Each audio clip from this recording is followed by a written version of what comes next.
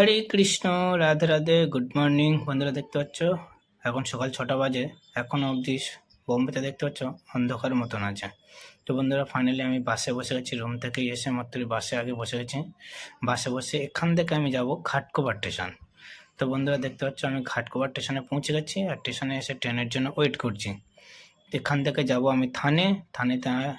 তো বন্ধুরা দেখতে পাচ্ছ লোকাল ট্রেনে উঠে গেছি। লোকাল ট্রেনে সকালবেলা অত ভিড় নেই, এদিক থেকে যাওয়ার সময় অত ভিড় নেই, বাট ওদিক থেকে আসার সময় প্রচুর ভিড়। তো ফাইনালি গাইস আমি থানে স্টেশনে এসে গেছে। থানে স্টেশনের বাইরে দেখো কুয়াশা, তো একটু ঠান্ডার অনুভব হচ্ছে। আর এখানে অতটা ঠান্ডা নেই, তোমরা সবাই যারা বোম্বেতে থাকে তারা জানে। তো বোম্বেতে অত ঠান্ডা নেই, বসন্তকালের ওয়েদার মতন। তো বন্ধুরা দেখতে পাচ্ছ ট্রেন এসে গেছে, হাওড়া থেকে বোম্বেতে এসে গেছে।